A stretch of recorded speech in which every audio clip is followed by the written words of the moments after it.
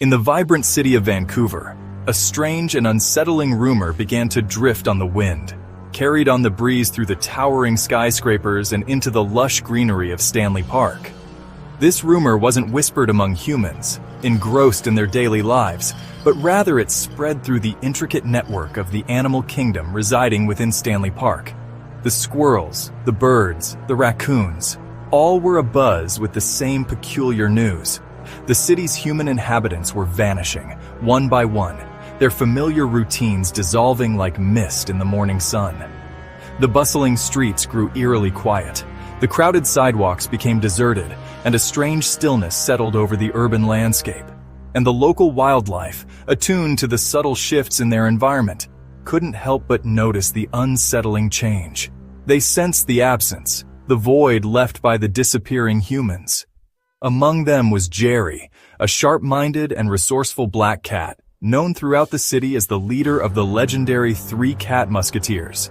He possessed an intelligence that set him apart, and a keen sense of observation. From his vantage point on his wrought iron balcony in the Yukon, Jerry watched with growing concern. He observed as the vibrant city, once teeming with life, grew quieter and more desolate each passing day.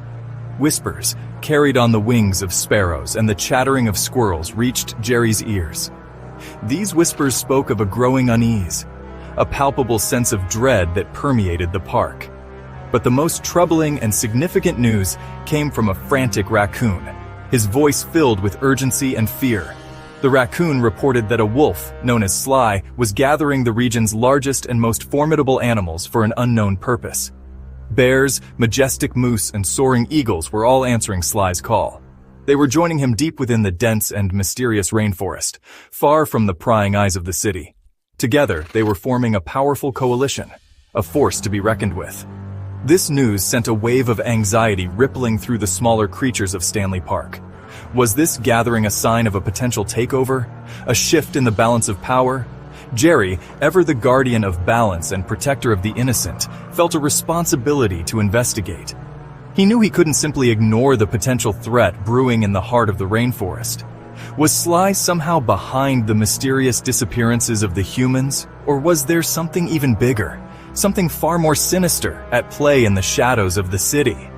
With a determined glint in his emerald eyes, Jerry resolved to uncover Sly's true intentions, no matter the cost.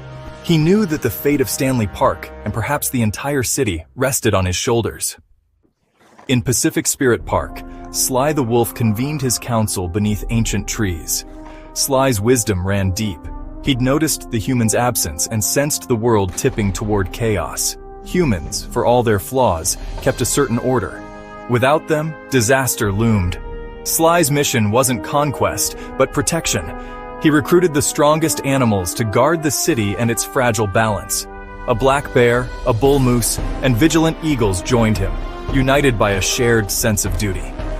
They weren't preparing for war, but to shield the land and its remaining humans from unknown threats. Sly's army was a force for stability, not domination. Their goal: preserve the world until humans returned. Jerry needed real intelligence, not just rumors. He turned to the Canada Geese, masters of stealth and communication. Jerry met Barnaby, the wise gander of Queen Elizabeth Park, and explained the crisis vanishing humans, Sly's army, and growing fear. The geese, whose lives also depended on human-tended parks, agreed to help. Barnaby assembled a discreet squadron to infiltrate Sly's camp. Their mission: discover Sly's true purpose and report back. The geese took flight, blending into their migratory patterns as they headed north. They became spies, carrying the hopes of Vancouver's smaller creatures. The Goose Network was in motion. The search for answers had begun. The geese, guided by an innate sense of direction and purpose, quickly located Sly's encampment nestled high in the mountains.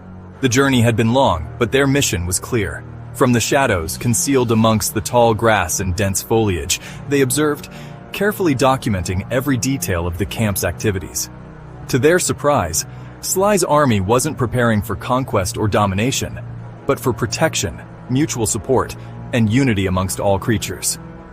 Sly spoke with passion and conviction of safeguarding both humans and the delicate balance of nature, emphasizing cooperation and understanding, not ruling by force or intimidation. The geese, initially wary and skeptical, began to realize that the city's fears were largely misplaced and unfounded. Sly was not the villain they had been led to believe. But as they delved deeper, they uncovered a darker, more insidious plot brewing beneath the surface. A charismatic and cunning cougar named Kale was secretly sowing seeds of dissent and discord, carefully plotting to seize power for himself by exploiting the existing tensions. Kale's whispers, laced with promises of dominance, painted a seductive vision of a new order ruled exclusively by predators, preying on the fears and insecurities of others. Meanwhile, in another part of the forest, a determined coalition of smaller animals, united by their shared anxieties and concerns, was being led by a resourceful beaver named Castor, was hastily preparing for war, tragically convinced that Sly's growing army posed an imminent and direct threat to their way of life. Misinformation, fueled by fear and prejudice and suspicion, were spreading like wildfire, poisoning the minds of many and driving a wedge between potential allies. The geese, sensing the urgency of the situation, returned to the Yukon with critical and urgent news. The real and present danger was not an external invasion, but a devastating division from within, orchestrated by a hidden enemy. The animal world, teetering on the precipice of a catastrophic conflict, was on the brink of a devastating civil war, threatening to tear apart the very fabric of their society. Kale the cougar moved silently, plotting in the shadows. Publicly, he supported Sly, but privately, he called Sly's compassion weakness. Kale gathered followers, coyotes and restless young bears, promising a kingdom ruled by strength, not stewardship. He undermined Sly's authority, questioning his focus on humans and hinting at a new order. Kale placed his loyalists in key positions, waiting for the perfect moment to strike. His plan let fear and conflict weaken Sly, then seize control. Kale was patient, cunning, and ruthless. He saw the coming chaos as his opportunity. The fate of the animal kingdom hung in the balance. In the city's ravines, a different alliance was forming.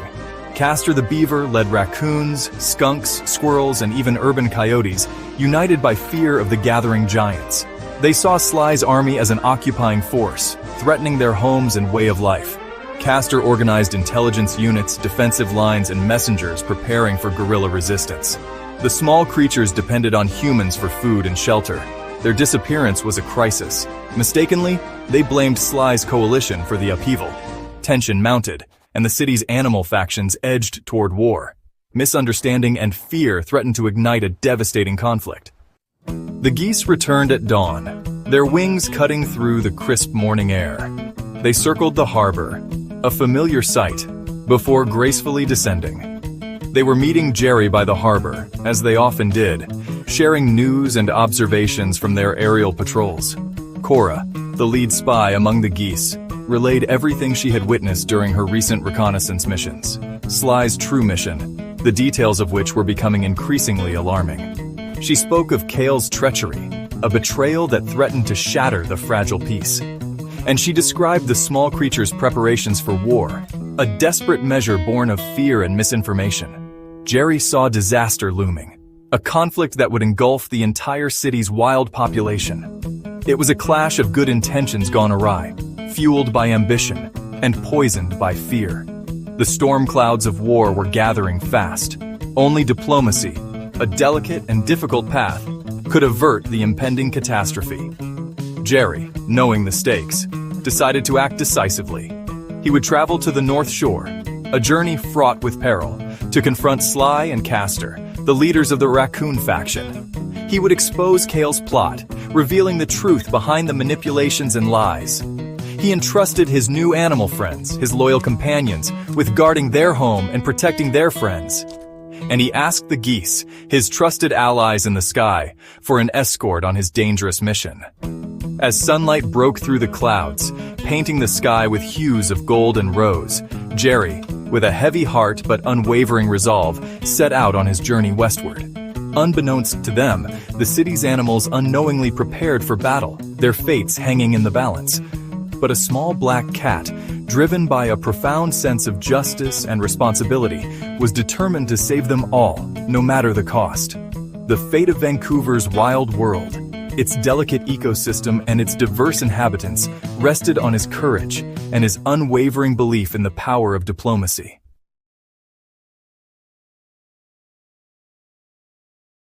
Join myself and JD Delay in fighting chomos and other bad thing by shopping at Convict Clothing. There are some amazing cloths for all at great prices. Nationwide free shipping for any order over $50. Just use the keyword autograph for a discount. And while you are shopping, also check out my store and perhaps become a member for only 99 cents. Both stores' links are in the description. Back to the video.